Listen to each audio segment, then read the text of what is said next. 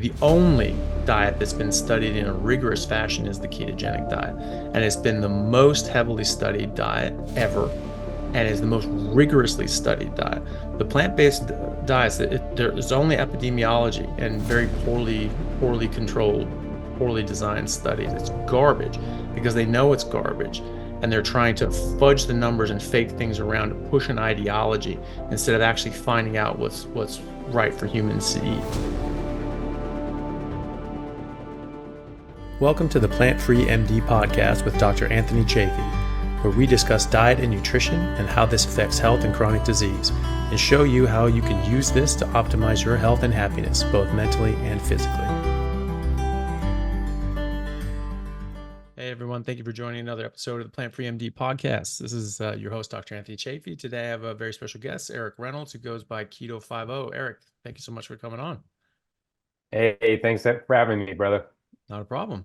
So for people who haven't come across you, can you tell us a little bit about you? Oh, let's see. Let's get to it quick. I'm a sports nutritionist and personal trainer now. I'm kind of like a coach for first responders. I was obese, sick, cop for about 20 years, found the ketogenic way of life, retired, gave up that career. And at the time was coaching a bunch of cops that were losing weight, and it just kind of turned into something, and I kept going with it.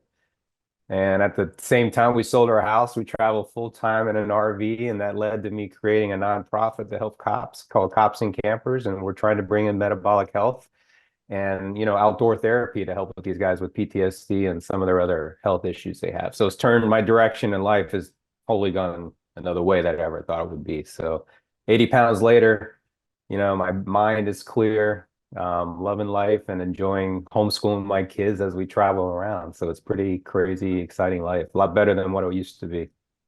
Yeah, well, they're very good. So how did you come to keto carnivore sort of diets? It was about 2018 playing basketball, I think it was about 245, 250 pounds, at 6 foot tall. So I had that lineman body, like offensive guard or center or something. Never was tall enough to carry that kind of weight. And I don't know what else is going wrong. Cholesterol talks with my doctors, stuff like that. And one of my friends I played ball with had lost 50 pounds doing something called keto. It was word of mouth thing. And I saw it with my own eyes. I saw him grabbing the rim. I'm like, wow, you weren't doing that, 6 months ago. And even though he used to be able to do it when he wasn't 50 pounds overweight. So he told me about it and it sounded so foreign to me. I'm like, ketogenic, burning ketones, what? Mm. Like it was crazy, man. And then I looked into it and I started, all right, let's try this for a little bit. Learned about fasting, meal timing and trying to get my window, into 6 hours and then five, and then, cut it down to 2 meals a day. But I saw instant success. I went from 250 to about 235 in 2 weeks, like 15 pounds came off. I know we always jump start in the beginning when you're getting off that processed garbage. And it just continued. And 6 months later, I was down like 35, 40 pounds. And guys at the department were like, first, are you sick? Hey, Reynolds, you all right, man? I'm like, no, I'm feeling great, man. You got to try this stuff, man. I go, I'm just wired. My energy level went off the freaking roof, man. It was awesome, and it just kept going from there. And then I discovered carnivore. I started reading some books, like Big Fat Surprise by Nina and all these other Dr. Barry's book. And I was like, wow. And then the Carnivore Code. I was like, man, this carnivore stuff's making sense to me, right? And another 50 pounds came off. And then Nice. saw my abs for the first time, man. It was like I knew they were there. Hadn't seen them maybe since like fourth grade.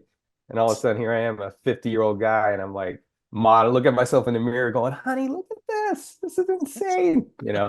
But I got healthier at the time too. That's what the biggest key was. And man, I fell in love with it. I was like, man, I wish I knew this my whole life from the get-go. And then you backtrack, you find out how my mom in the 80s, young working mom doing hero cop stuff. And I'm like eating Kellogg cereals and Pop-Tarts and then the school lunches. And she thought she was doing the right thing. She didn't know. So you just see the whole corruption and, obviously being a law enforcement, I'm looking in the window. I'm like, oh, this is dirty. There's some really bad stuff going on with the whole system.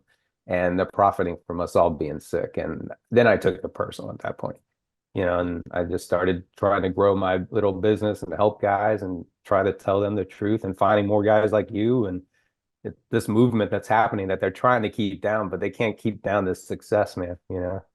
Yeah. Well, hopefully not. I mean, I think Hmm. the cat's fairly well out of the bag at this point. Even if all our channels get shut down and everything like that, then I think there's enough people that have at least heard about it and they have friends that are doing it that it can keep sort of spreading from there. So I think they're gonna have to try a different tack at this point. I hope they just stop being Bond villains and trying to screw people up and You're just let right. people get on with Bond their life. villains. Yeah. So sorry, go on. No, I was gonna say they got to figure out how they make money with it. That's what their overall, or power control, whatever, how deep you want to go with it, Once they figure out like the fake keto foods out there, hey, we got a niche now. We're in there. So Yeah. Well, that's the thing. Yeah, if you make it commercially viable, at least that aspect of it is going to be favorable to them. They're like, "Oh, okay, hey, we can make money this way." Like I'm fine giving people right, money if they give a good product that's healthy. But that's the thing. I don't want them to pretend it's healthy and good for you and try to trick people into buying their crap. It has to actually be good for you and helpful. So, but if they right. do that, then that's great. But if not, then get out of town. I mean, that's the whole those snake oil salesmen that would come through. It's, oh, wow, this is so great and so wonderful. And they'd sell it all to you. And then they're out of town by the time everyone's getting sick. And that's sort of what they're doing, but on a worldwide scale. And instead of, running out of town and just pretending, they just pay off the people who are supposed to be keeping people safe and checking, safeguarding these things, or they are those people. And then they're just, they got the fox guarding the hen house. Yeah, I saw or what the holidays, all the food giveaways and food banks and stuff. And I'm just seeing all this garbage, man. I'm like, man, it's coming off like it's such a great thing, feeding these people poison.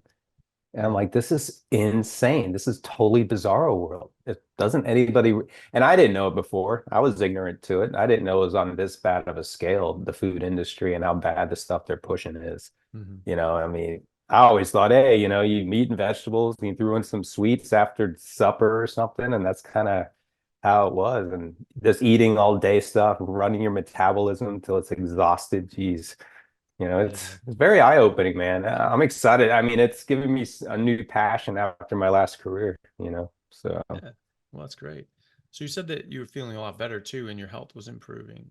Do you mind telling us about some of your health issues that were able to improve, or maybe not everything one went of good? the one of the biggest things that I suffered through was I was shot in 2012 by a bank robber that Oh, had robbed a Jesus. bank in another city. And we had a car chase, and it was one of those, it's on YouTube. It's one of those ones that gets Wow. your heart rate going, right? Another reason why I was telling you about the heart stuff that Mhm. happens with cops, right? So he crashed, he opens his door, he's trying to get out, and I'm getting out of my car, and he starts shooting. And I got hit in the left foot, and I took a round off my right leg, but it grazed me, luckily enough. Just, nice little line Mhm. off the leg. And me and another officer and I returned fire. It ended up killing him at the scene. And Mhm. then from that point on was, hey, hero cops, blah, blah, blah, and it was awesome. And we were honored. But at the same time, the mental game started playing in your mind. All that PTSD starts creeping in from that trauma of that incident. You don't think about it at first. So then from 2012 until about 2015, that's when my weight increased. I was about 220 at the time when I was shot, and I put on another 30 pounds over the next like 6 years. And I wasn't eating myself to death. I know it was the cortisol levels, the stress of the job, just really pushing. My body's trying to protect itself. It was going through a lot. So I had to battle workers' comp to get PTSD therapy, even though they cover the foot and all that stuff because it's a visible injury. They couldn't see the mental injuries. And I don't mean I was in a fetal position in the room. It was just hypervigilance all the time. I mean, I know you played rugby, right? Right before the game, you're running out in the field and imagine that was your shift all the time, all day Mhm. long, right? And then you get to a hot call and you go up even higher. So it was totally beating me up. And my wife pointed it out and I got the help I needed. But as that journey started is when I also started doing the ketogenic about 2018. and my mind started healing in a lot of ways. You know, I learned how to dance with the central nervous system thing that was going on with PTSD, you know, and it calmed me down. The inflammation calmed me down, you know, overall, losing the weight. Um, it made me more positive overall with everything that was going on. Maybe it was the confidence in myself, like, wow, you lost 50 pounds now. Keep going, man, keep going. And people complimenting you, and then you know, me making a decision, or my wife pretty much forced me to make the decision to retire early and leave that career behind, and a lot of money. Trust me, we left a lot of money. That's why guys hold on for so long. You know, it's really beneficial. They get every drop of blood out of you, man. Yeah. They really, and that's why we die 5 years later after we freaking retire. So I got out, and I felt the best in my life, man. I couldn't tell you how good I was feeling, man. It was just, and I kept telling people, you know how it is. You always find out when people are on keto or they're a gun owner or whatever. They're always happy to talk about it within the first 1 minute. And I was just glowing, man. I even get people at the gym. They're like, they call me like Jesus. They're like, you're glowing like Jesus. And I go, man, you got to change your diet. It's insane. I know I sound like I'm selling something. I'm not selling anything. I don't make any money. This is all out of my own pocket and my own mouth, just yapping about it, man. And people are responsive to it. They see it. You know, all my cop buddies that have lost weight, like, you got to talk to Eric. And I just turn them on. I let them, set them free in this world. I go educate them with some videos and some knowledge, and they figure it out, man. It doesn't take long, you know, Mhm. to figure out what's going on. And I know I got off of the tangent, but I was feeling so passionate about it. Is why so many other great things happened in my life. I changed my life, you know, and the diet was a huge factor, you know, or the proper way to eat. I mean, I don't call it, I hate calling it a diet, but I was Mhm. dying with the old diet. So this new way of eating saved my life. So it's, I mean, I don't know if you had a journey of ever getting really big and obese, you know, but I never realized how fat I was, you know, and Mhm. sick, you know, looking back in my late 30s, my 40s. And I see it all the time now, these cops, you know, I drive around, I see them trying to do the right thing, trying to manage that stress. I can see it. They're just inflamed, like glowing, you know. Mhm. Hey guys, just want to take a second to thank our sponsor, Carnivore Bar. I don't promote many products because honestly, all you need to be healthy is to just eat meat. For those times that you're out hiking, road tripping, or stuck at work and you want a nutritious snack that is just meat, fat, and salt if you want it, the Carnivore Bar is a great option.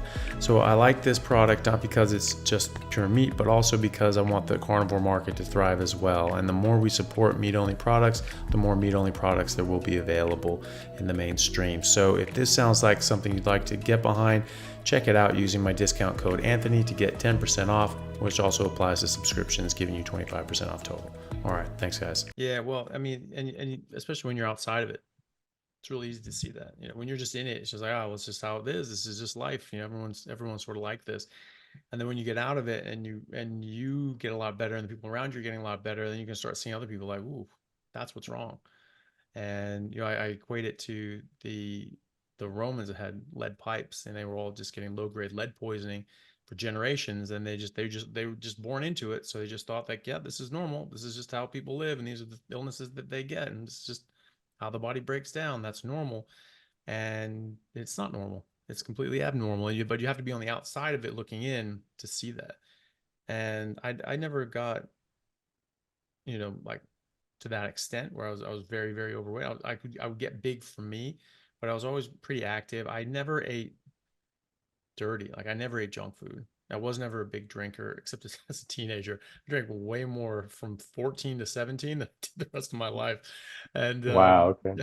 and well, not quite that. Probably 20 to, or sorry, 17 to 20, maybe, because that's when I was playing rugby. And so, Yeah. but it was still only, it was like once a week, you know, and that was like in college and things like that, which is pretty damn good for most That's college really kids. good. It took me Yeah. 6 years to get out of college because Yeah. of drinking. So yeah, that's what Florida State does to you. Yeah. And, but yeah, but then, you know, when I turned 21, it was just like the thrill was gone. It just like, it didn't excite me anymore. I was like, oh, I can go to the bar now. Oh, I'm allowed in here. And all of a sudden I realized like, I've been coming here for 3 years on a fake ID. Like, this is stupid, and I instantly, it just did not interest me anymore. And Do you remember that fake? Do you remember the fake name on the ID? um not my not the one I used for a while. Oh, But wow. like I had my brothers for a while too because we looked Oh, alike, okay. and then I passed mine down to my little brother, All and my friends that had brothers did that stuff, man. They always had good ideas, real ones. yeah, that's it. Yeah, and so it was legit. So um, that worked really well, but then when I turned 21, I just lost interest in it, and I felt so much better when I wasn't drinking athletically. It was just night and day difference, and so I just stopped Wow. drinking during the rugby season and just had best season of my life. And then I was like, okay, all right, I'm gonna do this for the whole year next year, and I just again had the best year of my life athletically, and so that was it. From there, it's just I don't drink during rugby season, and I never made an excuse or an exception because make one exception, you'll make 1,000 exceptions. There's always something. Right. And so, I just said, no, I'm not going to do that. And so I always ate, I mean, I did carnivore from 20 to 25. And just because I wasn't going to eat plants, plants are, plants are toxic. And then I sort of slipped off of it and I started slipping back into whole foods. But, we always ate whole foods. We never had junk food in my house. And Awesome. even though I liked candy, I mean, like most people do, I was never like I would never go out and like just buy a bunch of candy. And it was just like, every year or so I might buy candy. Like I was never buying candy bars and candies and all that sort of stuff. The most would be like Pringles. I liked Pringles. Like during medical school, I could Yeah, just crush a tube of I Pringles bet. or something like that.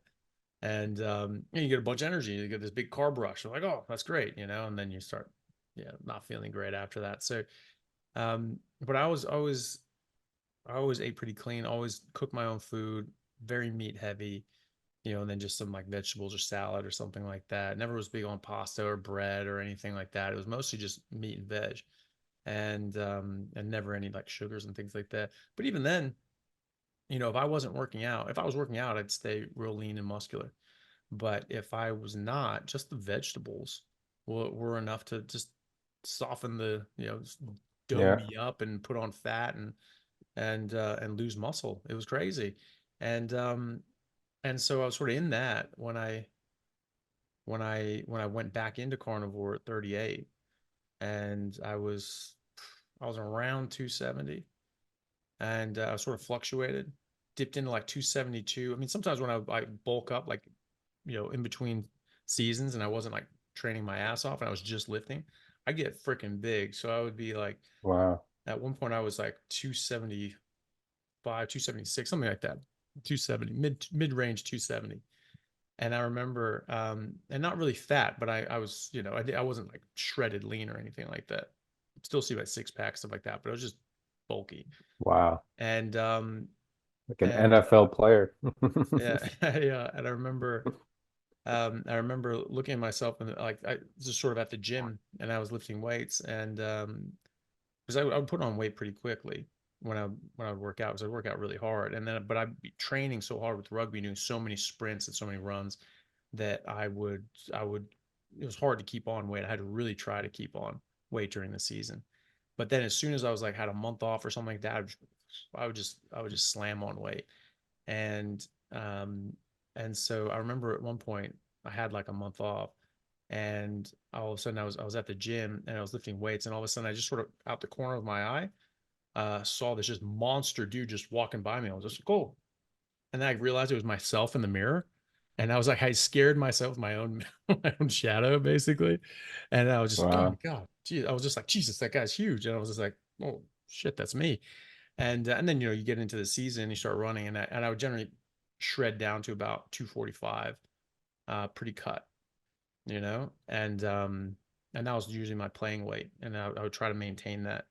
And so I would get heavier, and now I'm probably around 230, something like that. I go between like 230, 240 at the moment, depending on how much I'm able to work out. And Yeah. but I would get bigger, so I get bigger, so I could go into that 270 range, but I'd still be relatively muscular and could still sort of see a semblance of a six pack. And so that's where I was at 38, but I wasn't like I hadn't really been in the gym regularly. I was definitely in the worst shape of my life I don't think I've ever been in that bad of a shape. So that was, and I just been just doing work for a long time and doing humanitarian work and helping my folks and taking time off and all that sort of stuff. And then I was just getting back into working out. I'm like, no, I want to get in shape and go back and play rugby. And so that was that was the sort of biggest, but it just like, just shred immediately. As soon as I just stopped the vegetables again, I was already not eating carbs because I just realized that when I was eating anything with carbs, my back just hurt like hell. And so I was like, okay, Right. just get away from those things. It'd be like 4 days, and then the pain would go away. And then I was like, okay, I don't have back pain if I don't eat carbs. And so I'm like, I'm not going to eat that stuff. And then I was just eating the vegetables and lean meat. And I was just sort of maintaining around, between 265 and 270. And then I, said, no, I'm dropping all the vegetables again, just going back to eat a whole bunch of meat, ate a lot more meat. And then I went down to 243 in 10 days, and then I just stayed there. And because I was working out so much, I was putting on a lot of muscle and I was losing fat at the same time. These guys say like, oh, you can't lose fat and gain muscle at the same time. It's either gaining fat and gaining muscle or losing fat and losing muscle. There's no Right. way you can do both. It's like, well, you're just doing it wrong.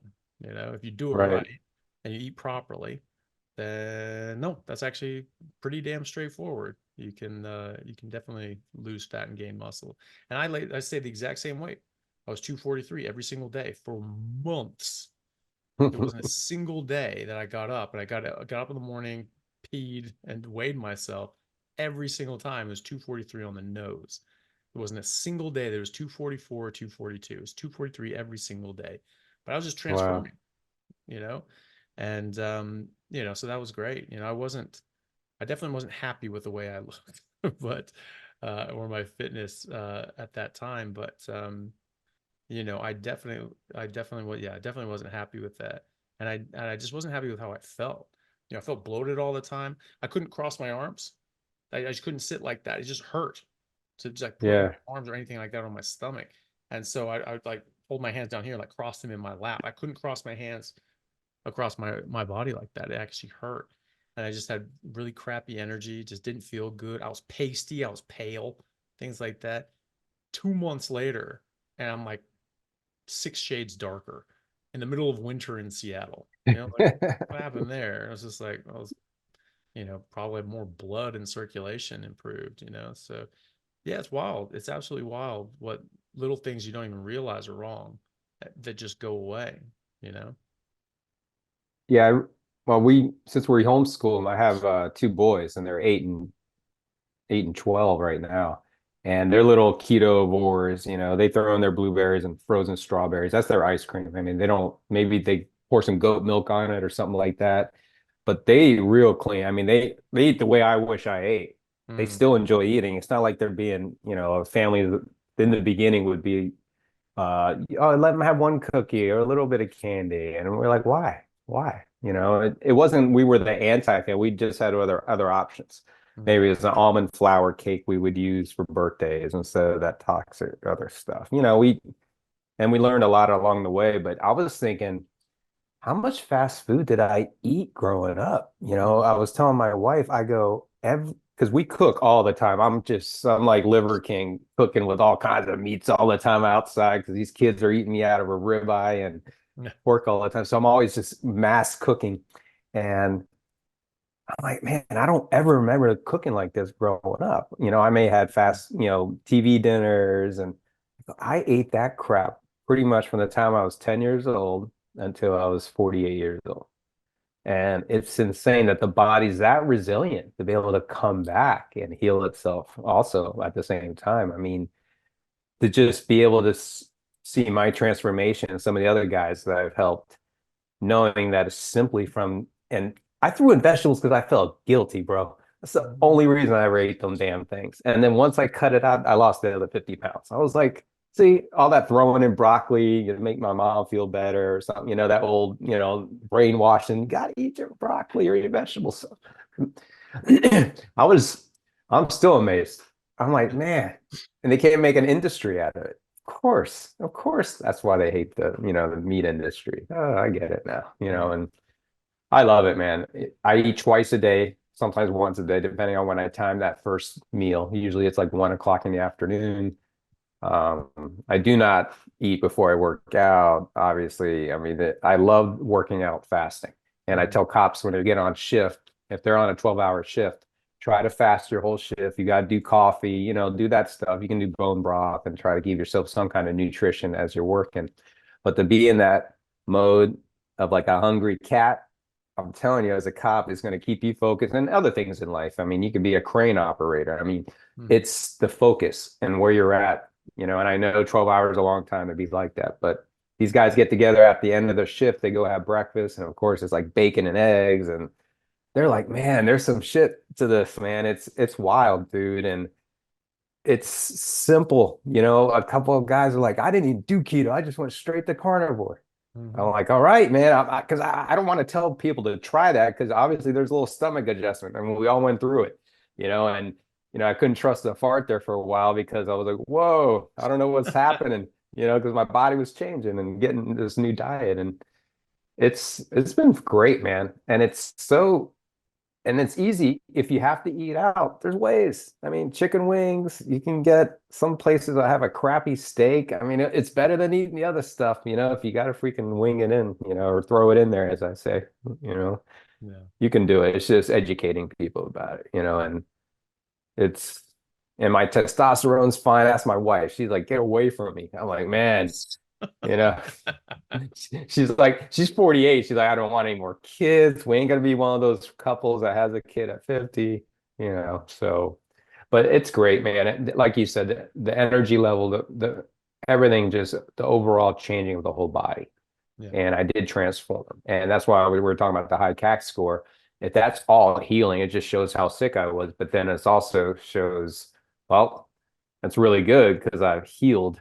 And now we just got to obviously stay this way. I got to stay the course. I know inflammatory foods really affect me. I got one of those glucose monitors for the first time because I was like, I never needed it, right? And Mhm. I was like, yeah, let me just see, because I'm telling people to get it. I might as well try it myself and see how it works. And, it made sense to me.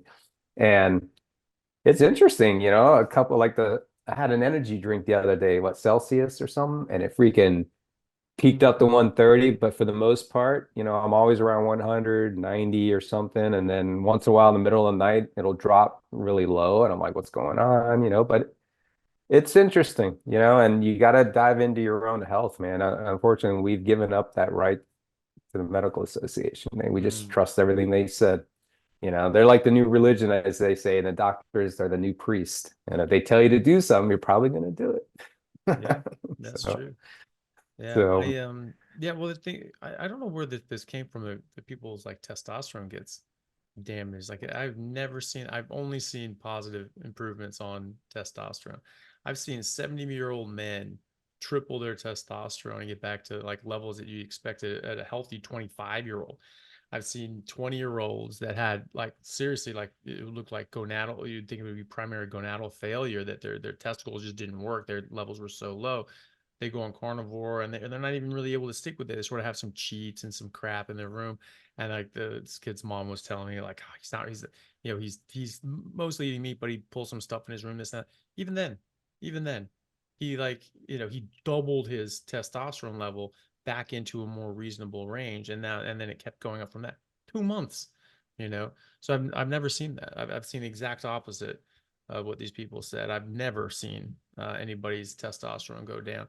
I've seen guys come off testosterone replacement therapy and increase their testosterone after that. A lot of people will not believe that, but I've seen it, and the idea is that after you've been on TRT for a time, it's not that you've suppressed your testicles and they won't produce testosterone again. That's actually not the case. It can actually rest them so they're not overworking. It'd be like if your TSH was very elevated for your thyroid and you give somebody a bit of thyroid, it doesn't necessarily raise your levels too high. It just makes it so your thyroid doesn't have to work so hard to make that level.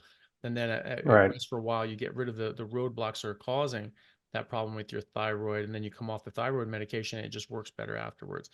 So you can actually rest the gonads. Now, if you don't change what you're doing and you come off testosterone, yeah, Well, why would it come up? It's going to go right back Right. down. Of course it will. But when people went carnivore, and I've had people go carnivore for 6 months and they just feel amazing. They're like, hey, do I still need to be on this stuff? No, well, it's only if you want to. So we tested their testosterone. One guy tested him, and this is in Australian numbers, but it was 450. Ideal range for a 25-year-old would be 600 to 900 in Australian terms. And and so he's fine. I mean, the guy was 60, so it's like it's not horrible. And Right. and then tested him again 2 months later, and it was up at 650. So it had actually come up when he came off the testosterone cream. you know and Yeah. so and that's what you just see people getting better and healthier.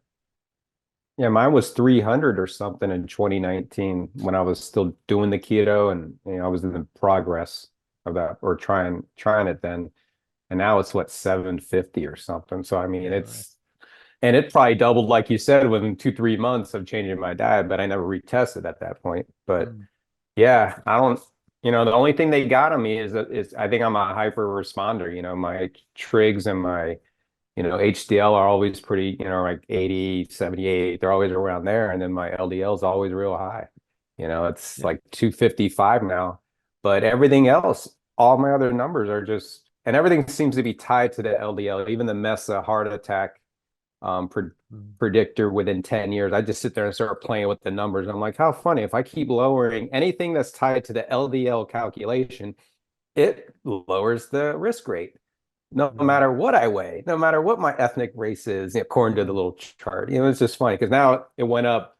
It was 13%. Now it's 23%, and I remember talking to cardiologists, and he's like, yep, 20% or whatever. And I was like, but that's 80% chance nothing will happen though, right? I'm trying to be positive here and have a lot of gratitude. I mean, Yeah. but you're so right, man. I don't know what, I mean, obviously the industry's there for a reason. They got a business to run. And Mm. this goes against the business model. They want you to Mm. have everything for everything that through them, whether it's, like you said, testosterone, or you need freaking, obviously, the cholesterol scam. And Mm. I don't know. I pay attention to the triglycerides, obviously, my HDL. And I look at some of the other issues. I'm getting my lipid proteins looked at just to make sure. But like we discussed, there's one more procedure I'm probably going to do, just make sure the pipes are clean and you know go from there. But it's been a whole new education for me and my family, and it's spreading it through the family now. And finally, it's been 5 years. Come on, I'm still walking around like this, the same guy. I haven't changed. I haven't put on the weight. That's what they're always saying. You're gonna just fall right back into it. Nah, not when you understand that shit's poison. Why are you gonna go back? I would tell parents that would say, "Oh, I'd be so embarrassed to bring my own cupcake to a birthday party." I'm like, why? They have cocaine and heroin there. You're just going to let your kids just start snorting it and injecting it? I mean, that's really what you're doing. I mean, Mm. long term, I mean, it's a slow death if you start getting hooked on this carbohydrates and processed foods and sugars and stuff. And especially high fructose corn syrup. I mean, that should be illegal. I don't even know how that's floating around in Mm. our foods. Well, a lot of these stuff should be age restricted, probably. I mean, sugar's a drug. I mean, it is a drug. We've shown that clinically. We've shown that experimentally. We've shown that in that it gives a dopamine response to the reward centers of your brain, like cocaine, heroin, and meth, and can kill the same areas of your brain to the same extent as meth, right? And it damages your body like alcohol. Like, why the hell are we giving this stuff to kids? And having it be legal, right? And we're promoting, oh yeah, it's so good. This is just drug pushers 101. You get kids hooked early and you have a customer for life. They don't give a shit. These are the same people. These are You the know? same people that ran the tobacco companies are now running the food and sugar companies. It's the same people. And they do the same tactics. They're just, and the tobacco companies back in the day, they wanted to make candy cigarettes and things like that to get kids thinking it's cool to smoke. I bought those as a I kid, did too. yeah. And I was like, oh, this is cool. And they had powdered sugar in them. They had this sort of this wrapper, and you go throw it out, and this poof of powdered sugar. Oh wow, isn't that cool? To the point that like I was a kid, and there's like people like flick a cigarette butt down. I'm like, oh, I want that. And I remember trying to get it. I'm like, oh God. And I was like, that's the worst thing ever. I think my I throat know. hurt for like a week after that. And but that's what they're trying to do, this psychological warfare that they're playing on us. And now we're sort of in our opium trade where this stuff is legal, but it is a hardcore drug. It just sucks. I mean, what kind of high are you getting at sugar? I mean, you're not even getting drunk, and that's like it damages your liver and your body in the same ways as alcohol, damages your brain the same way as meth. And why? Because and you eat it because it's nummy. I mean, what the hell is the point of that? I mean, like it I makes no know. sense. And yet people do it and they give this stuff to kids because it doesn't make you really high. They think that it something is only as bad as the high it makes. Oh, it's not the same as that. You're right, it's worse because it's in everything. It's in super high doses, and you have no idea that this stuff is as bad as it is. So you're right, it's not the same. It's way fucking worse. And Yeah. sorry to swear, but like it's way worse, and it's legal and it's not age restricted. So yeah, you're right. It's not the same. It's much worse. And this stuff is absolutely toxic. But I honestly I think that that's exactly what we should do is age restrict sugar. I'm not really a Yeah. big fan of outright banning a lot of things, like even you know various substances that are harmful, but you at least age restrict them. you know like we understand that alcohol is bad for kids, smoking is bad for kids, so you don't let them do that. You say, okay, when you're an adult you can make an adult decision. That's your choice. You want to mess up your life, that's your call. But you don't get to addict kids early on and destroy their life and destroy their development. That goes against the business model, though. Like you I said, you know. got to get them. I mean, that's Yeah. why I mean, Halloween's the most insane. What we do is we give out beef sticks, those little Nice. like Slim Jims, and we Yeah. give out erasers and pencils. And yeah, In we're the that fun family house. because Yeah. yeah. But you know what? The house is fun, and it's just we are staying in our lane.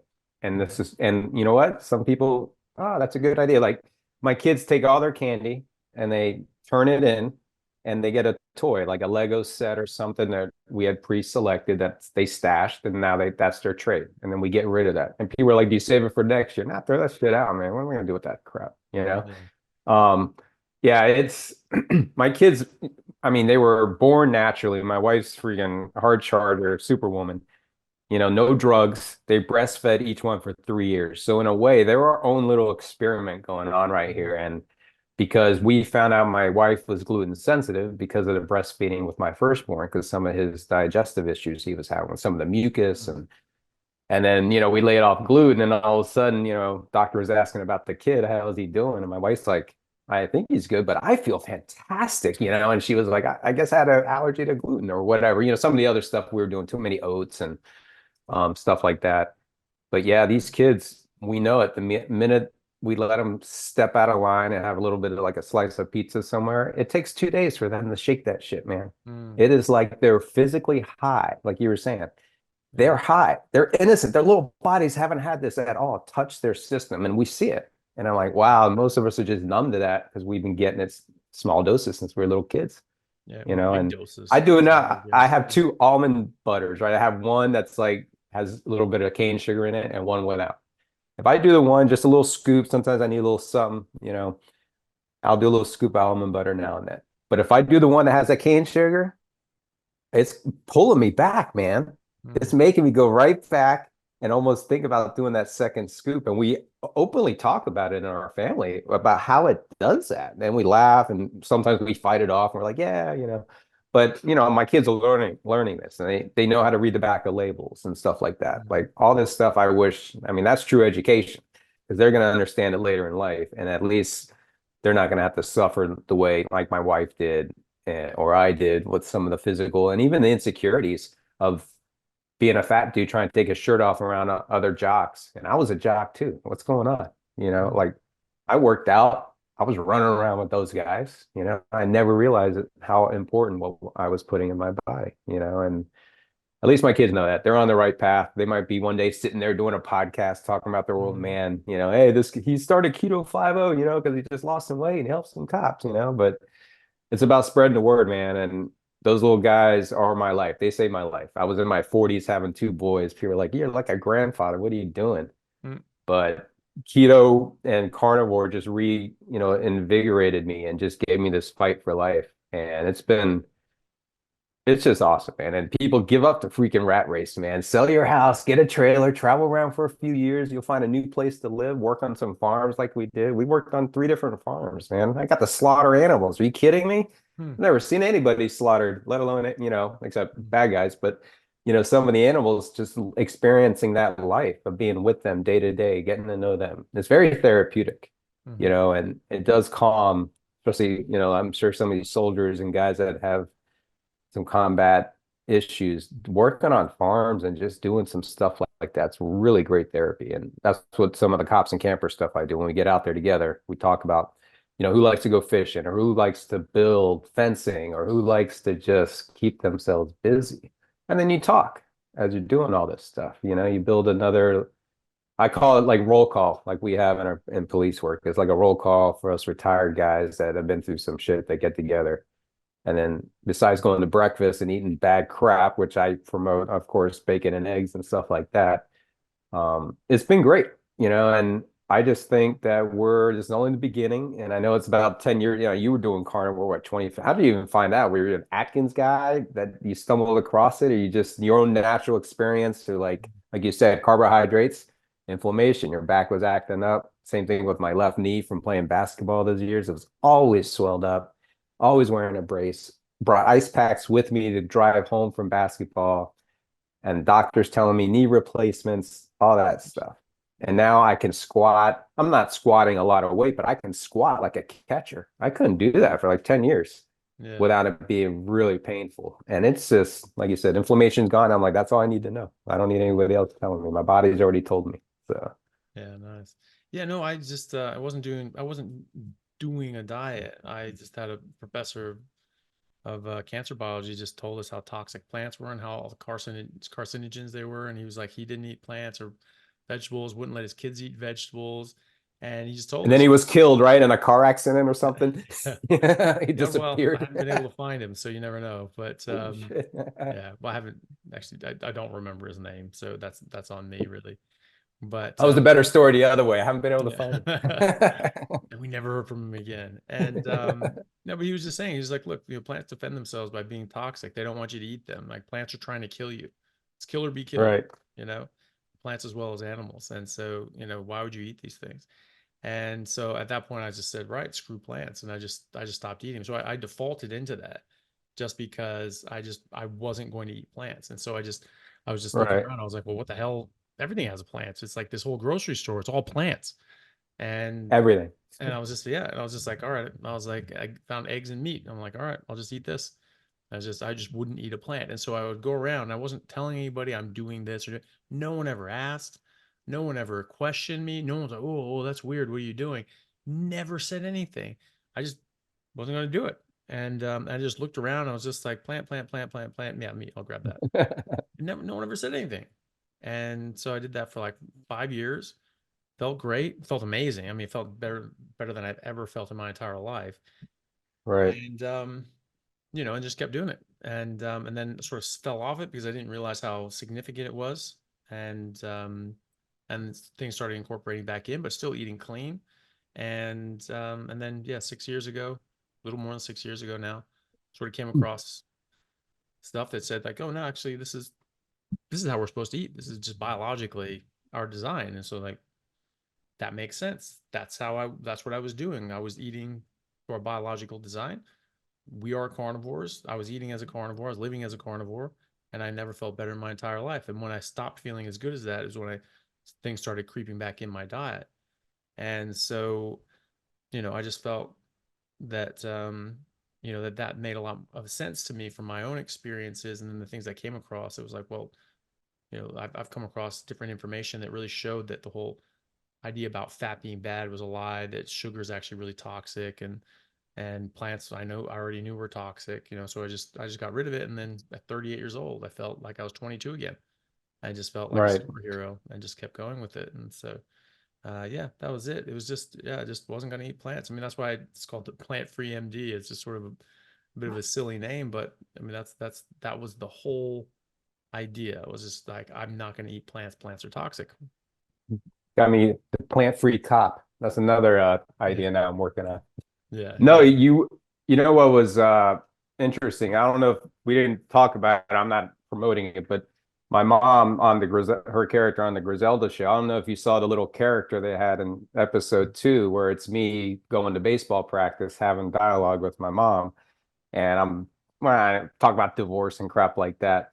But this kid that's playing me, Mhm. it's kind of frustrating because he's got that vegetarian vegan jaw of a kid that doesn't eat steak or red meat, man.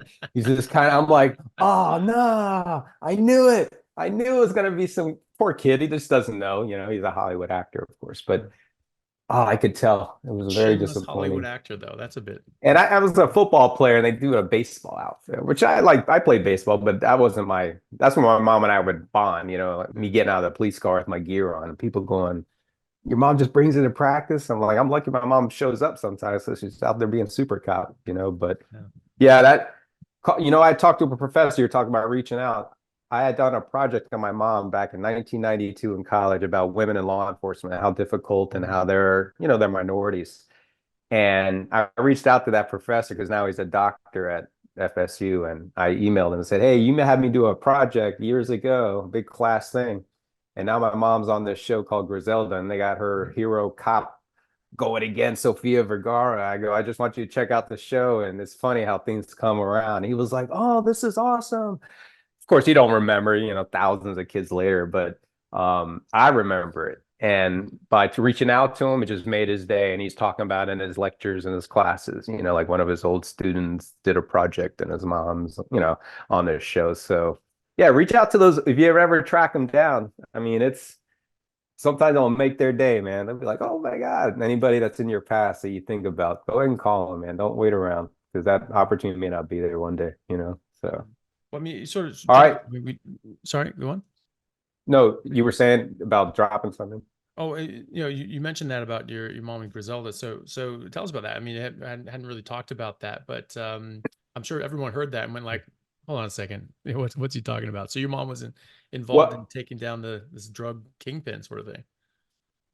Yeah, she Queenpin. became a cop in yeah, Queenpin, right? In Yeah. 75, she became a cop in Miami. That's where we were from. She was divorced from my dad, who was in the Air Force, had me young and typical, old or young people marrying too young. And she became a police officer down there because she needed benefits, and she wanted to look out for this guy. And my Spanish grandmother, like little Cuban grandmother, would watch me as my mom went to the academy and never thinking anything. It was a cool job my mom had, and gun belts and police cars and trying to outsmart her, which was impossible. Mhm. I mean, let alone she's already a woman, right? And now you take her, she's solving homicides, and you got some 10-year-old kid that's gonna hide a hole in the wall or something. I mean, there's no way it's gonna happen. But anyway, she had this great career as a cop. So we got a call in 2019. That's the year I found the brother through 23andMe. They want to see another cool story. We were on Fox and Friends. I found a cop brother 2 hours away in Florida. That was my dad's first child that we never knew about. That was a Oh whole well. crazy situation. Yeah. So that same year, Narcos, the directors of the Narcos and Pablo Escobar series on Netflix called my department, talked to, ended up getting me, and they're like, "Hey, we're doing this Narcos in Miami." And I was like, "Oh, really? You saw my shooting?" I'm thinking they want me on the show. And they're like, "We want to talk to your mom." I'm like, "Oh, you want to talk to my mom? Okay." And they ended up, her and my stepfather are both in this show. They weren't married at Yeah. the Nice. time of the show, but they got married like 10 years later, or they started dating years later.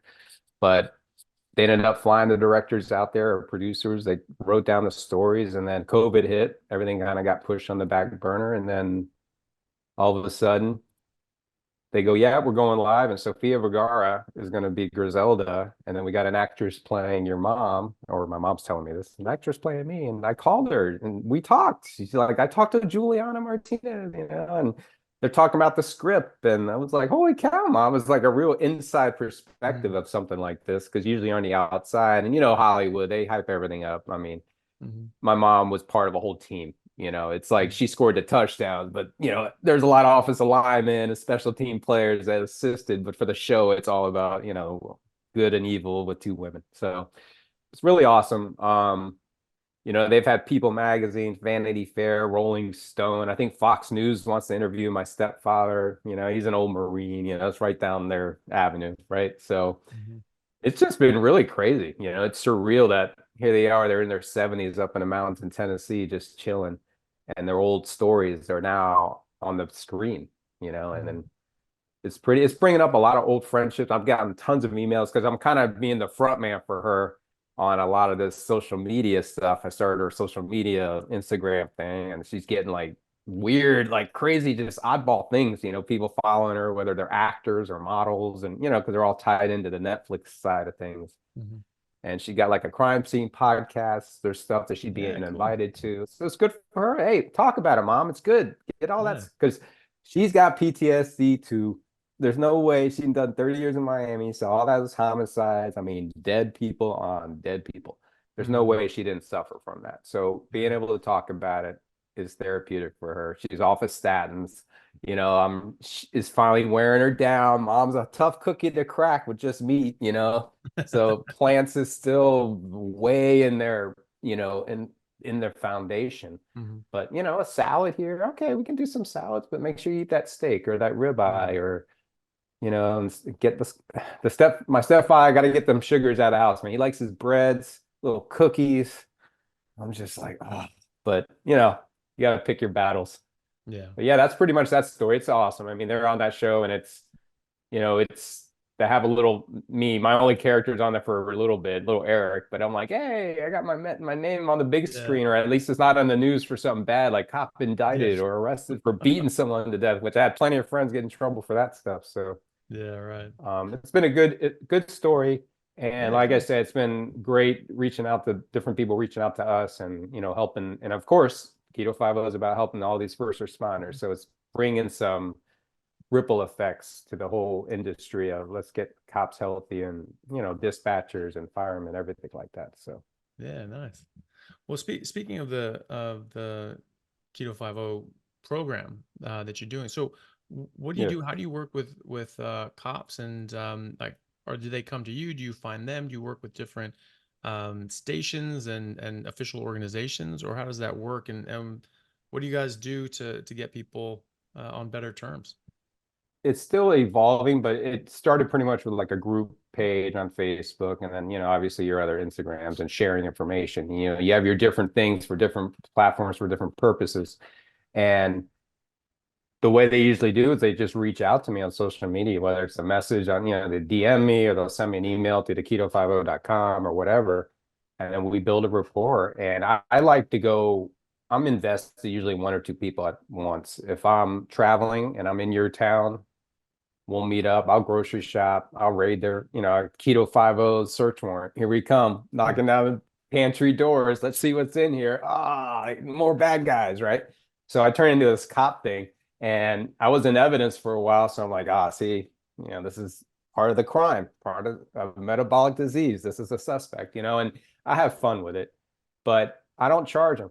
You know, Mhm. people are, you have to charge for your time, but I get so much value out of them they'll help me out. They might buy some t-shirts, buy me steak lunch or something to me. Hey, that's great. You know, I'll trade a steak for some good advice any day. And it works good when in our world. You know, I'm not trying to make a dime off them. I'm trying to get them to enjoy their pension. So they reach out, we talk. I tell them to watch certain movies, you know, Magic Pill, Fat Fictions, all those where you just kind of get understanding what's going on. It paints a picture that maybe your medical professional is not always as educated in what is your best needs, you know, Mhm. for what's going to get you healthy. And so, you know, it's a lot of talking and it's therapeutic. I meet a lot of guys that have gone through trauma. They call me up, hey, you know, we had another trooper killed on the highway. That's the kind of stuff that I end up getting a lot more of. And then we talk diet. I'm like, dude, you know, are you drinking? Obviously that's depressing. You know, you do kind of try to encourage some other positive habits within them trying to work out or go through what they're trying to figure out, you know, and that's usually what it is. And that's why that Cops and Campers Retreat program, getting these guys together, you know, if I could get Dr. Kiltz to the one in Ithaca, he said he'd come down and chat to the guys. I want to roast a pig at these meetups, like Mhm. MEAT meetups, you know, and if I get some glucose testing, you know, slowly introduce this to them at these events And maybe a couple of guys will listen and they'll look at themselves as pre-diabetics like they should and not diabetic. I'm like, dude, you might as well call yourself freaking diabetic, bro. You got too much sugar flowing around your blood. I mean, you're gonna end up dying from this. So let's get a hold of it now. And that's the goal I go. I tell them, you know how to write a search warrant, you know how to arrest people. Do you know what your blood work, how to read it? I still learn how to read a blood work every time. There's still new stuff. I'm like, oh, how do they test that? Why do they test that? And what for? Do they know that? The who, what, Mhm. when, where, why? I mean, that's what I try to get them to do. And then if anybody's looking at camping and doing that stuff, I have the copsandcampers.com. They can find me that way too. And, I'm just speaking the gospel of this way of eating, man. And, I'm using my resources and my experiences and a lot of good luck I've had along the way to help me achieve that, and meeting guys like you, just randomly talking to you, and hey, let's fucking talk about it, and that's what it's about, So hopefully I always hear back from every podcast I do. There's always a few guys that reach out to me. Yeah, That's why I keep going, and that's one or two guys that have spread the word. And but yeah, that's what they get with me. They get all of me. They're not just going to get a weekly group call where I'll do that if they want, but for the most part, it's one-on-one. That's what my guys like or my ladies like. They just want to, hey, this is you and I talking about this. Let's talk real, and we're not going to sugarcoat it. You are fat, you are sick, and you are going to die, and your family's going to find you like that. I mean, is that what you want? And you have those kind of heart to heart with them, and they're like, man, yeah, I don't want that shit. Well, let's work on it, So yeah. it's good, man. I'm passionate about it. I've done more in these 4 years of this than I ever did in 20 years as a cop. And I did a lot of good things as a cop. I was a real good cop, man. I wasn't just your average joker ruining people's day. I was a real good cop. I love that job. It's a shame it got so difficult for these guys now, with Big Brother, and Mm, Big Brother's necessary on some level, but every step of the way, these guys, good catch. Every step of the way, these guys are just being tormented, and it's hitting them physically. mhm. Like I was saying, I can see it all around. Yeah, no kidding. Well, no, that's That's my awesome, man. spiel. Yeah, no, that's great, man. That's really good. And so, I mean, it's really great work. I mean, the PTSD side of thing alone is such a major issue. PTSD are our armed forces and our you know officers around the and first responders and all these people. You see a lot of tough stuff. People don't get that. I mean, conceptually they think, oh, that's really hard seeing that. You don't know how hard it is until you've seen it, and and it really affects you. And I haven't even seen half the crazy shit that you have, but just the first time you walk in and you have to like do an exam on someone to declare time of death on someone as a doctor, and you're just like, wow, here's a dead body. This person was alive a bit ago, Right. and then you have to do an exam and make sure that they're actually dead and their heart stopped and all that sort of stuff, and they don't have any corneal reflexes and all that sort of stuff. um it's not easy. Not And then you see people dying, and you're doing chest compressions and you're doing this and you're doing that, and they're bleeding out, you're doing all this crazy stuff, and then they die. And then it's difficult. And when you see people that something went wrong, like the third most common cause of death in America is medical errors. I've seen those medical errors, and I've seen people die from those medical errors, and that haunts you. Someone dies and everyone's done everything they could and everything went right and everything went well, but it just wasn't going to happen. There's not, you can't do everything. You just can't fight right. nature all the way. But when something happened and someone dies because of a mistake someone made that shouldn't happen, that haunts you.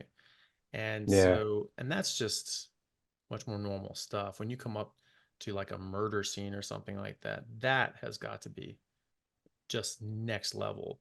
And seeing your My friends get hurt and shot and things like that, yeah. you know. My boys asked me how many dead bodies I saw one time. Mm, Just innocent question. They weren't asking anything out of the yeah. blue. That wasn't, we always have cop talk. It was always Mm. funny to them, whether it's about hookers or cops getting in trouble. I should write a book called Law Hookers and getting in Disorder. trouble, cops getting in trouble with hookers. Things like Oh yeah, I mean all that stuff. But I'm like, I don't know how many bodies I've seen, because it was so many, and just, we have a large retirement community in Florida. A lot of them are elderly, and that's half of my fight against pharma all along, was seeing all the drugs that I had to physically write on death notifications, or I have to email or fax it to the ME's office. My hand be cramping up, and I Mm. could never spell the drugs because there's like X's and Y's and Z's and stuff in there, and I was like, man, I can't. And then I got to type it in the report. I'm like, this is what's killing people, all these stupid drugs. I used to just Mm. say that as I'm kicking the chair out in the lineup room, trying to do some freaking dead guy that died probably from all the prescriptions. I was telling people that. And then we started, I got into narcotics.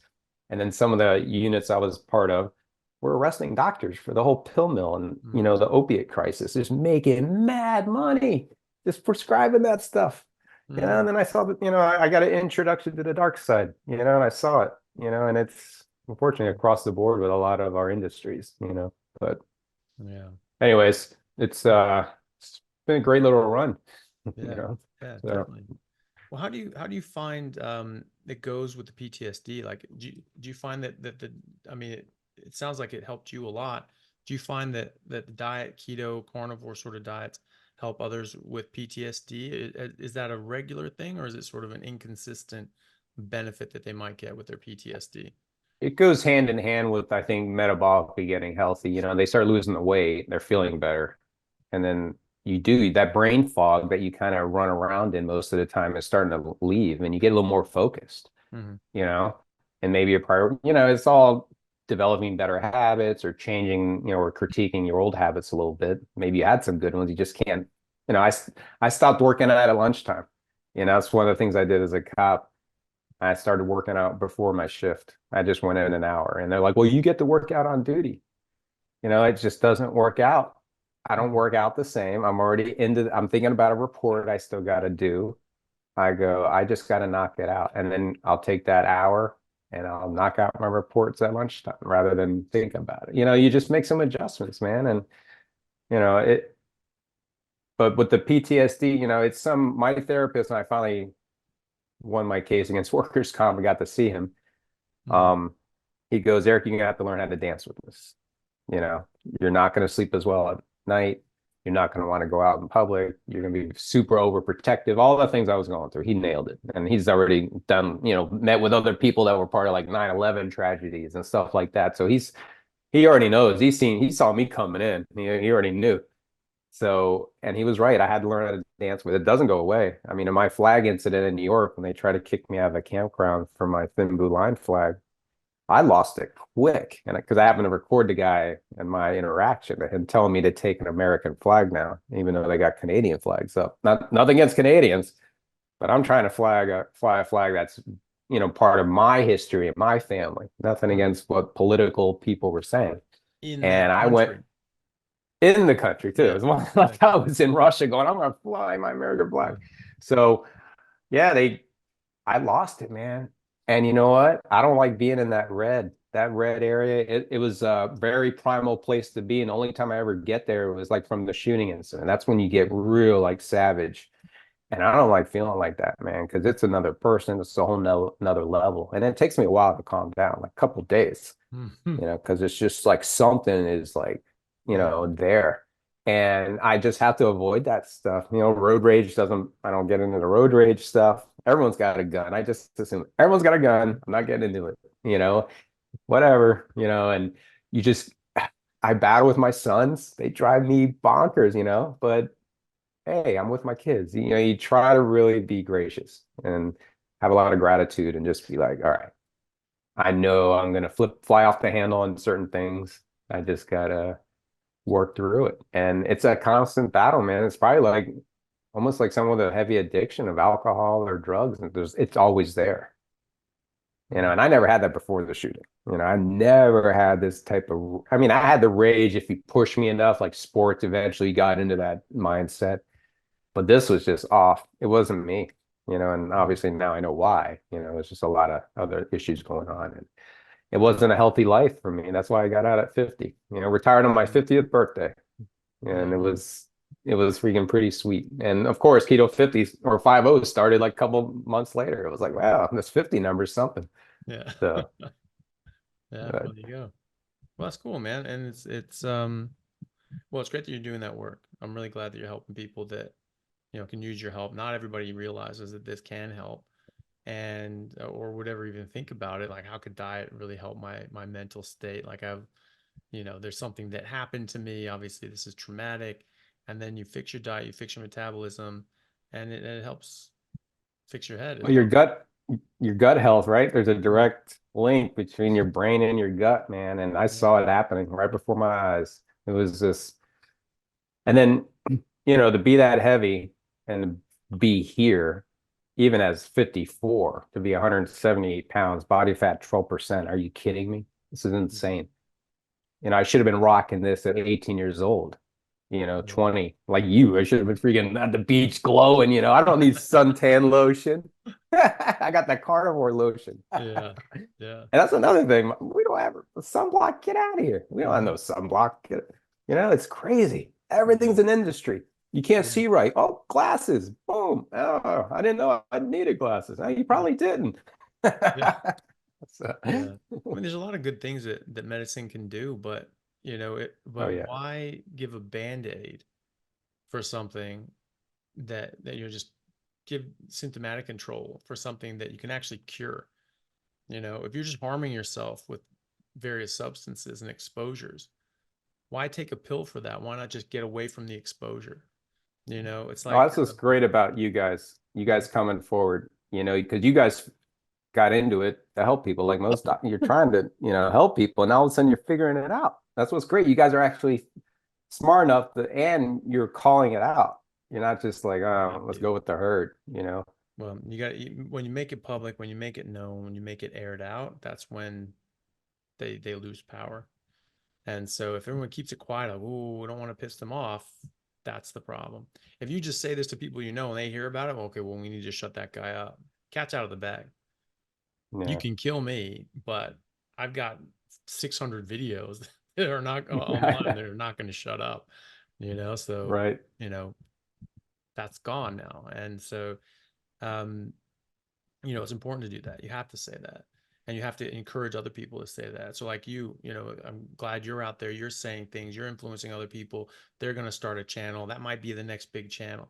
And there's channels popping up all over the place that are just normal Instagram channels or YouTube channels, and all of a sudden it's got like 1 million subscribers and followers. Like, it's amazing. That's fantastic. Like, I'm not, this isn't a game for me. I'm not trying to go for the high score on subscribe. Oh, I want to get some, give a shit. Right. The only thing that I care about is getting the message out there. And so if I have more people subscribe to my channel, that means I'm getting out to more people. That's the only thing I care about. Like, this is not my job. I don't want this to be my job. Right. Like, I enjoy my work. I enjoy seeing patients. I love doing surgery. That's what I want to do. I want to do this because it's important, but this isn't my job, and so as long as people can do this and just everyone just does this and gets this message out there and keeps educating people and saying, hold on a second, no, we're being screwed, we're being lied to. Don't listen to it. Listen to your own eyes. You can see something. Believe that before you believe some asshole with a study to wave at you. Oh, but I have a study. Couldn't care less, Right. because I have real life. And that's what I care about more than your stupid ass study. Because all a study can do is tell you, hey, this might help guide your choices and guide your actions. Well, I've already made my choice. And my actions have benefited me more than anything else that I've ever come across. So thank you. I don't need your study. Like, I have eyes and I can pay attention. Yeah. Who funded the study, all that stuff, man. It's crazy. You That's start it. looking up how studies are done and what gets through and what Mhm. doesn't. You're like, oh my, this is what they're basing everything off of? Or, or Like, or they talk about, like, oh, we don't care about these plant toxins. Let's look at the human trials. Let's look at the human studies. Those aren't human studies.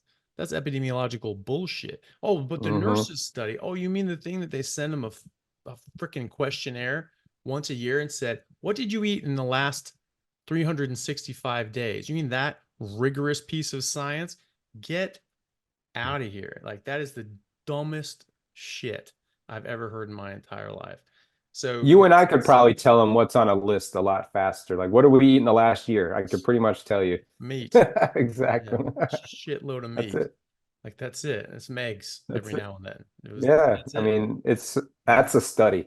Yeah. Yeah, yeah. Look at us. I Well, mean, there you go. you got an old guy with a ticker that went through some trauma and he's still alive and kicking ass without freaking stents or freaking statins or anything or plants.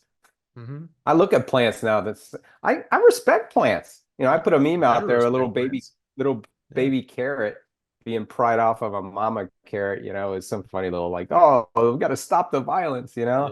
And I do, man. The trees are breathing. I talk to them. I'm like, Yeah. hey, Well, we're sorry we knock you down to build houses all the well, time. but they're living organisms. They like to stay Right. living organisms. And if you don't respect them, it's going to cost you. Like, Well, it's fine. I mean, you don't do, I mean, it's like, just, messing with the wrong person, It's just like, hey, you right. might want to, oh, I can just do what I want. Oh, you don't know what you're talking about. That's ridiculous. And you F around, you find out.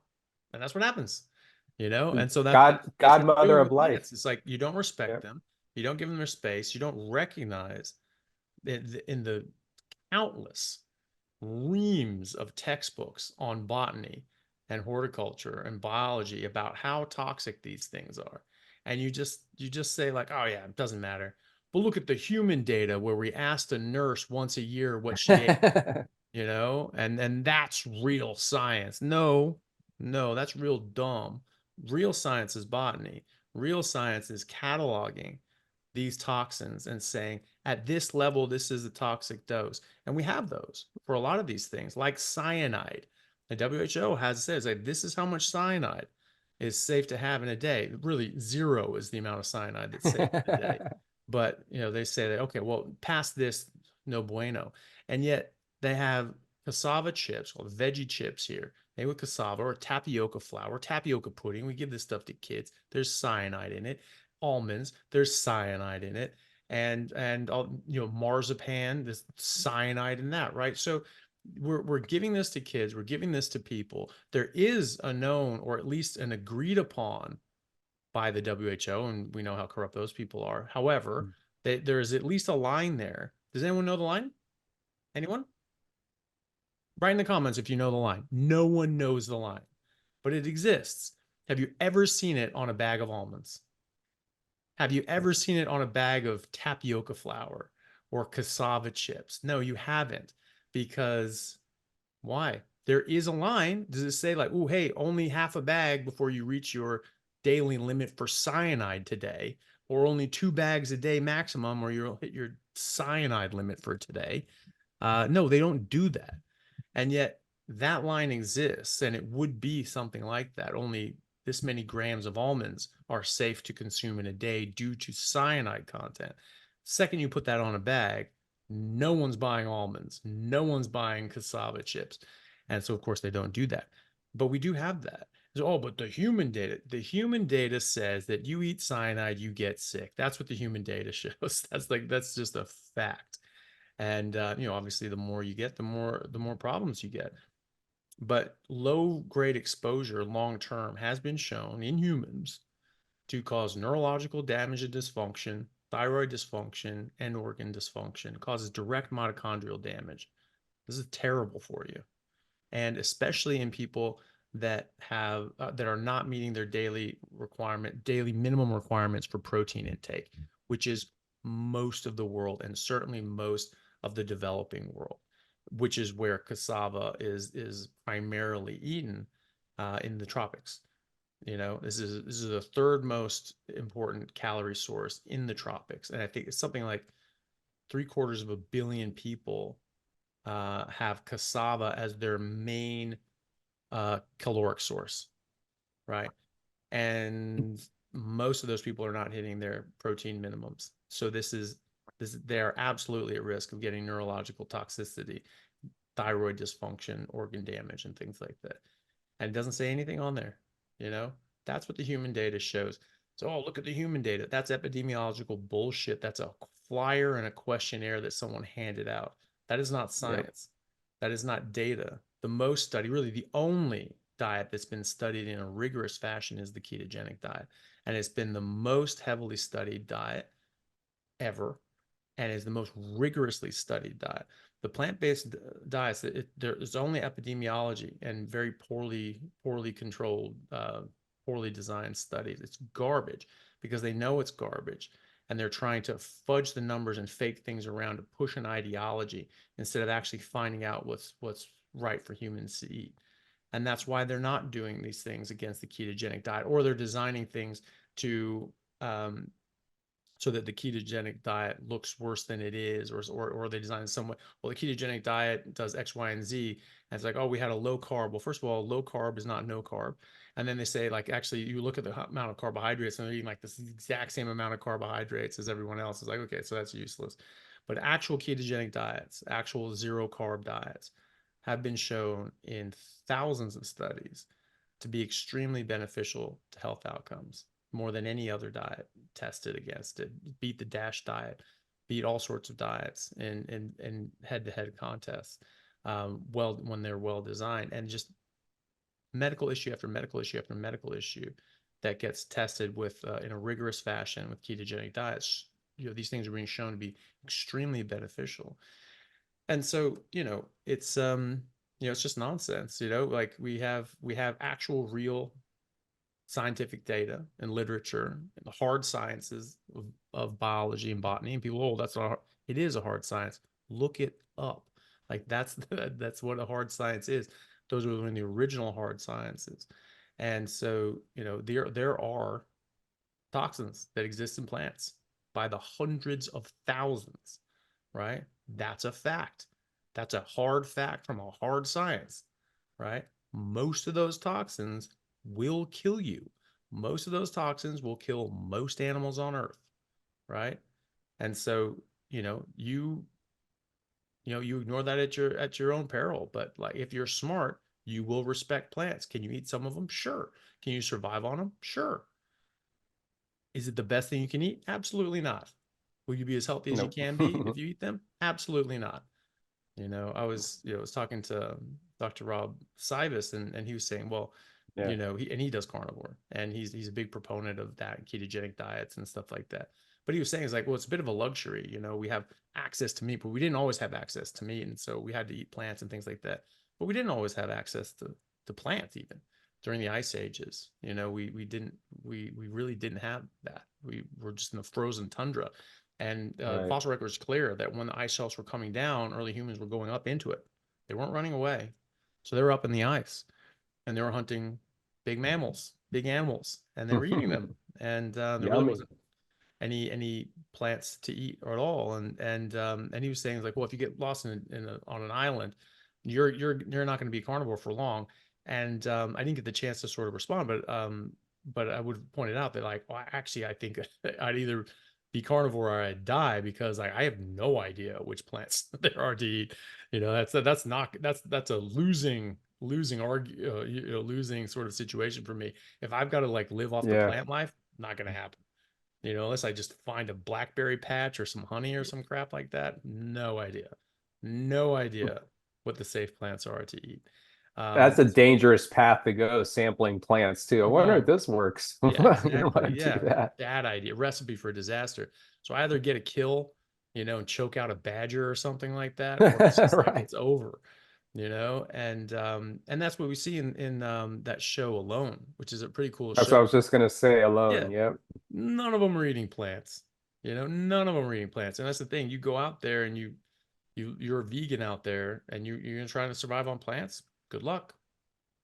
Good luck to They you.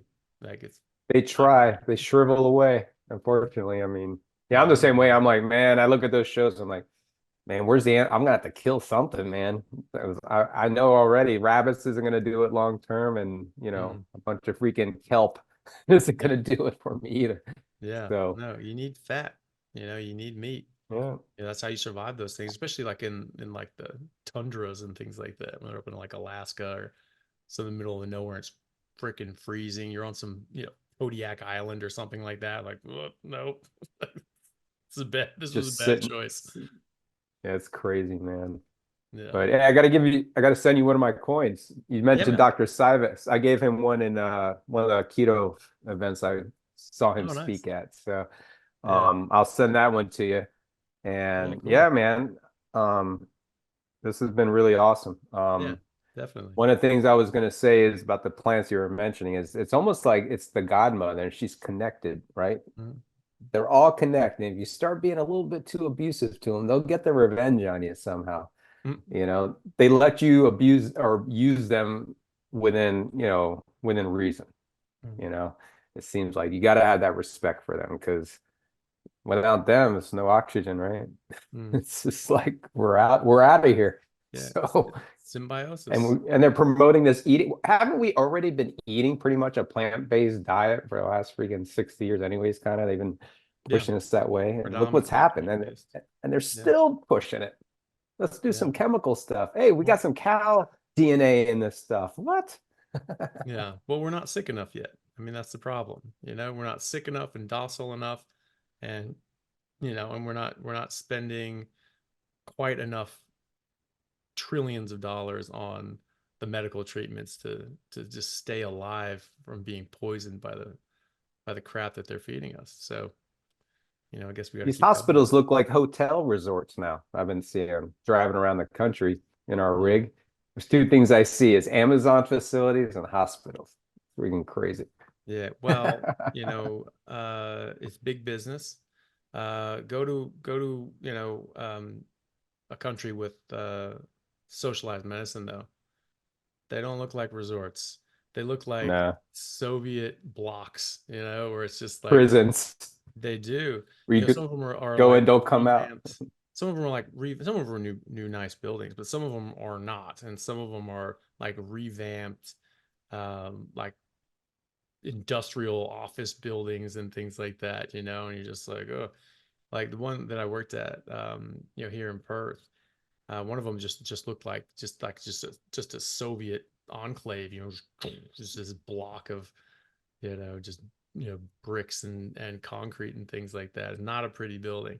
Some of the newer ones are. They have some I think is a bit useless. Just having spending millions of dollars on glitter on the outside of a building. I think that's a bit useless, but it is better than just being like a Soviet block. And True. but yeah, but a lot of these things, in the public system, no, it's big business for some, and but in the public system, they are trying to spend as little as possible, and yeah, and it's actually pretty bullshit. They screw you over if you work in that hospital system. They'll try and screw you over as much as possible. I've been really taken advantage of. I basically won't get paid for most of the work I did last year in surgery because of some technical error that the government just says, nope, you're not going to get paid now. I was like, okay, well, that's great. So I just worked as a slave for the last 6 months. Lovely. Thank you Hmm. for that. That makes me very Wow. happy. That makes me want to stay in your lovely country and keep working and helping out the society. Like, yeah. So yeah, they don't look like resorts here. It's quite the opposite, actually. But yeah, it's big business in the States. There's a place at Harvard on that did like obesity medicine. And basically, it's like this big 30 some $1 million building. And I forget where I was reading this, but they were saying like some of the doctors that were there were like, look, we, if I could, I hate seeing child obesity, and if I could just reverse this and cure it tomorrow, I would. But realistically, we've got $34 million mortgage on this building. And the only reason we're able to secure that is because we were able to say, like, hey, this is the growth in obesity projected over the next 15 years. And so we're going to keep growing and growing and get more and more fat kids in here that need help. And so this is going to pay for itself, because people are just getting fatter and sicker. So, Yeah. it's that's a pretty sick system, you know Yeah. and and yes, you need to grow to the demand, and that's a good thing to be able to do that. But why is the demand there? Why are we just treating the symptom? Why aren't we getting to the root cause of things? It's not fat. We've been cutting down on fat and red meat for decades now. It's only Right. made things worse. Well, we just need to do more of it. Okay, well, we're doing less now than we were then. But only 9% of people follow the guidelines. Who gives a shit? Everybody's been going towards the guidelines, and 9% of people are type 2 diabetic in America, and 9% of people follow the guidelines. Well, maybe that's why. Maybe if Right. everyone followed the guidelines, they'd all be diabetic. And but the thing is, we've listened to the guidelines, and we've been eating less meat. We've been eating more plants and polyunsaturated fats and carbs and heart healthy grains and fruits and vegetables, all this crap, and people are getting worse because they're not following the exact amounts that you say. That, oh, well, it doesn't count. Then no, it does count, because people have been going towards that, and the trend is towards the guidelines. They've been influenced by the guidelines, and just that influence has made people dramatically worse. And anybody who is honest or intelligent could see that. you know I mean, it's just ridiculous that people are denying that people are getting so much more sick, since we've started eating less meat and more of this plant-based crap. It's just crazy to me. Yeah, we saw it with Alzheimer and dementia centers all over South Florida. It was every corner was Hmm. a new mental, facility. And we were having to find these people on shift. Like, yeah, Mr. Johnson escaped again. They're like, oh no, Right. Yeah. is he going to end up somewhere, And meanwhile, these are all smart, like older people that should have knowledge to spread that down to us, right? And they're just being poisoned, what they call diabetes 3, Yep. the brain. And it's just, and there's a whole bunch of knowledge. I realized hanging around like some of the older people that maybe aren't on medications, the way they talk to you, the way they even conduct themselves and take care of themselves is a whole different issue than depending on, obviously pills and that side of it. And they have knowledge and wisdom. It's like sitting around an old campfire. One of the old, chiefs or something's telling you about how it was. And there's some truth in that, and you learn from that. And we're missing out with a lot of these generations of these elderly people getting Alzheimer's in their 50s and 60s. And now it's just like, I don't know. It's like it seems like it's organized on some level, keeping us sick. I Yeah. don't know if it's a Rockefeller scam, 100 years later, this is what you get. It's hard to So say. I mean, it could just be, just greed and ignorance, but Callie Means is a been a whistleblower for the big food and big drugs, big pharma. And he's saying that, yeah. these people know that they're making us sick. They know that they're making us sick. They're profiting off our illness. They're making us sick with the food. They're making us metabolically unwell. And then they know they are, and then they're also selling us the medications to try to temper that illness and that metabolic disease. And he said, I know that they know this because I've been in the boardroom meetings with them when they said it. So yeah, I think that it is, unfortunately, on purpose. Um, Whether that's for control or just purely for greed, I don't know. But I don't think for a second that they don't know what they're doing. I mean, the sugar companies have known. The sugar companies made up the cholesterol theory of heart disease. No, there wasn't like somebody who independently like went, oh my goodness, I think it's heart disease. That was born by the sugar companies. And then they found people that they could pay off to push this bullshit idea and say that it was their idea. Total bullshit. This was this Right. this was this originated with the big sugar industries, and possibly even big tobacco and all other ones. But anyway, at least sugar.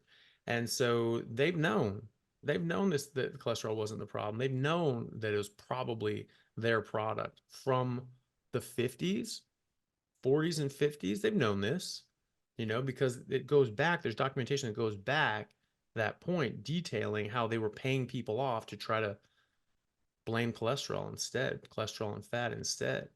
And so, so if they were doing that then, all the people in charge then would have known going forward, because they were doing this for decades, and people coming in, there's new CEOs and this and the other, but they just inherit the same mess, and you just know what you're in. Oh, this is what we're doing, and all that sort of good stuff.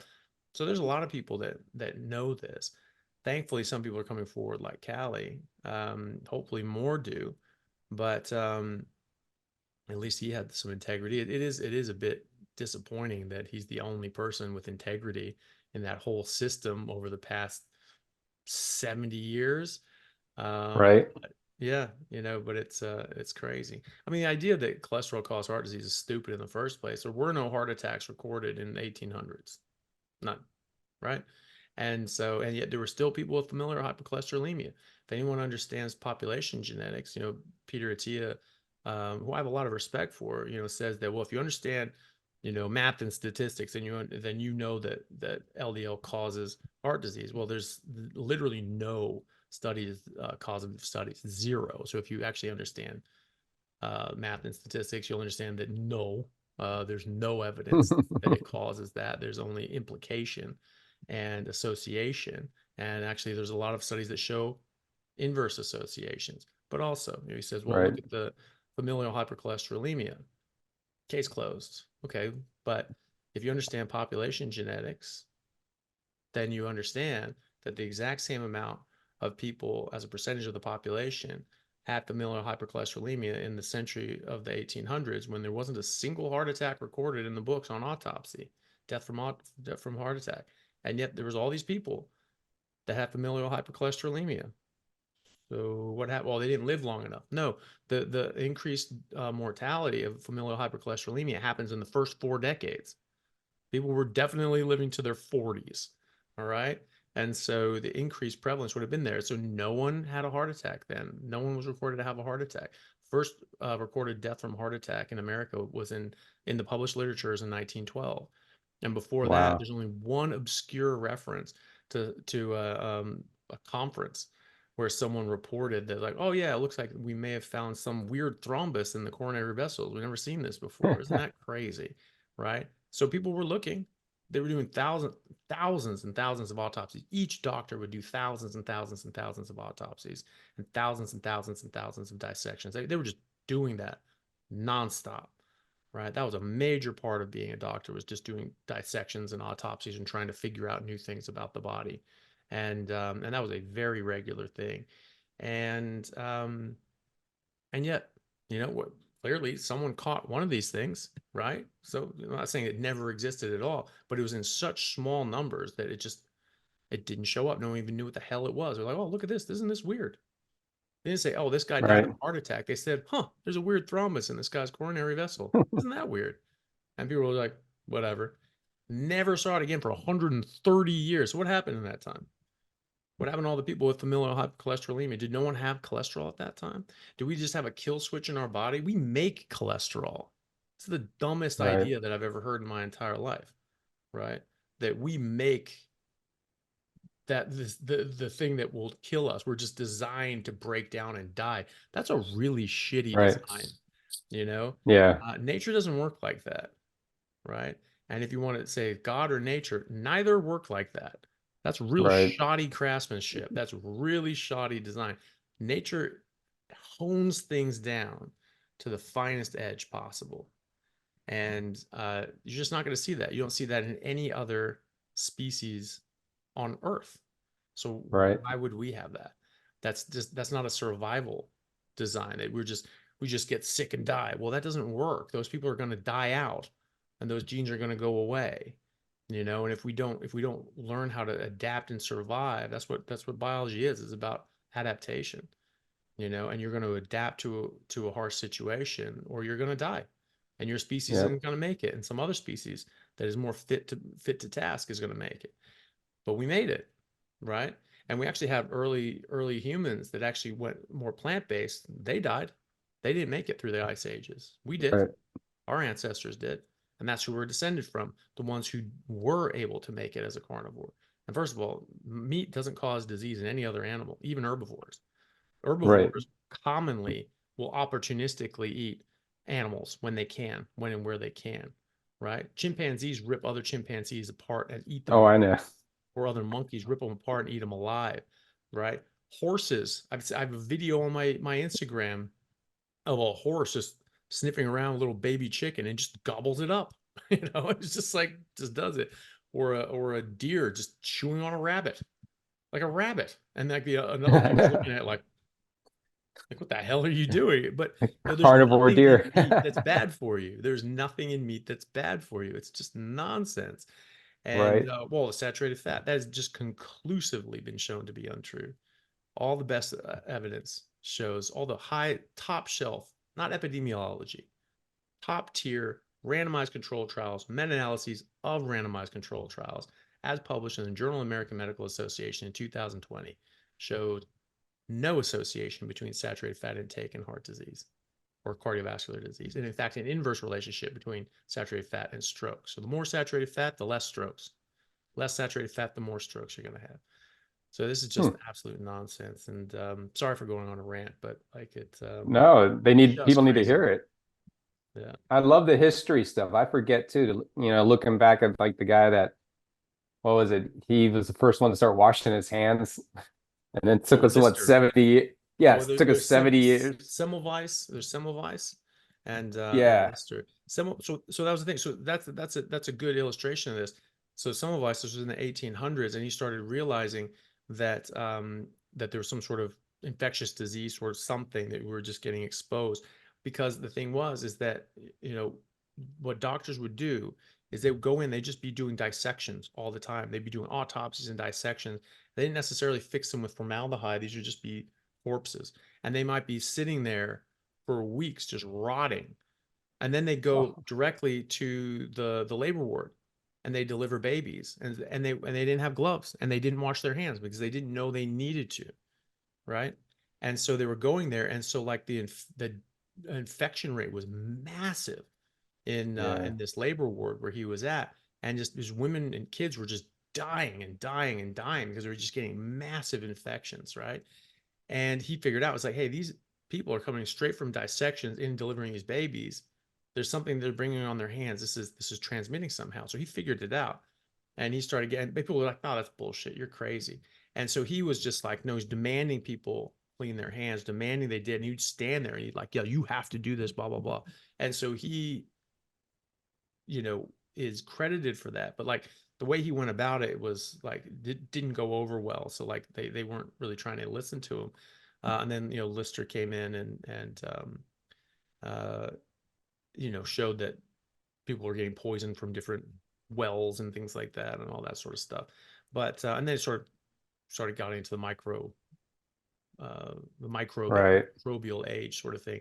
But yeah, but that was the thing. They were just dissections, dissections, dissections, dissections, dissections. Yeah. And then they go and treat patients and then go back to their dissections and their just hands would be filthy, And that's it just goes to show you they just people just doing autopsies all the time. They were just doing dissections all the time.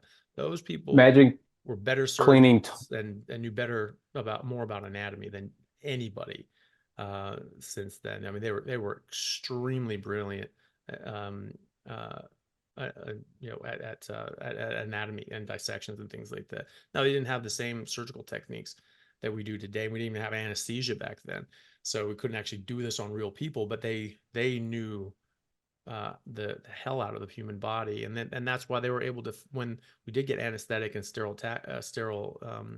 technique, that's when they were able to figure out, say, hey, because we know the anatomy so well, let's figure out how we can do this surgery to fix this thing, and that's how that happened. But anyway, sorry, go on. No, no, that's what I'm talking about. There's so many lessons when you look back and you start reading through the history books, and that's why I just encourage people to do. You got to read up on stuff, and some make sense to you. Listen to your body, man. I mean, we have this instinct in us that, tells you or pushes you away. Like Mhm. maybe I should look into this, and go with it, man. Yeah. But Well, cool. All right. I've kept you very long. I'm really sorry about that, Eric. no, I thought you're the one with the bedtime. I'm I I'm know. up and early. Well, I So know I'm the one with, yeah. I wasn't supposed to take this long, but so we'll sorry. hopefully Elle's not too pissed, but it's all right. Okay.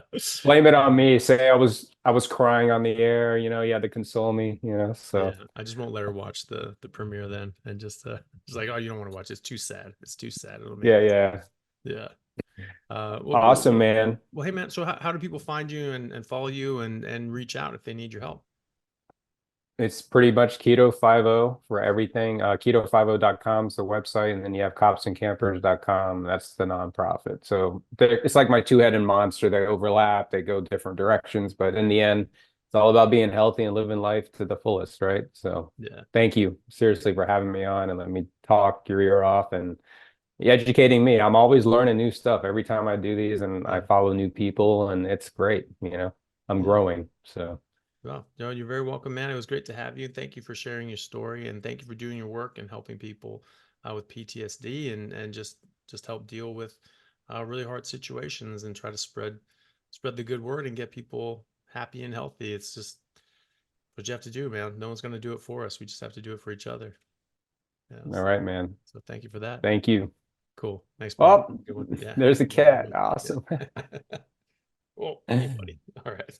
All right, man. Thanks, man. And thank you, everybody. And thank you for joining on. Hopefully, you guys like that. If you know anybody that you think could be helped by this, please do send this on to them and leave a comment and let me know what you think and what you'd like me to do in the future. Thanks, everyone. Hey guys, thank you very much for taking the time out to listen to what I had to say. If you like it, then please like and subscribe to my YouTube channel and podcast. And if you're on YouTube, then please hit that little bell and subscribe, and that'll let you know anytime I have a new video out, which should be every week, if not more. And if you could share this with your friends, that would help me get the word out and let me know that you like what I'm doing. Thanks again, guys.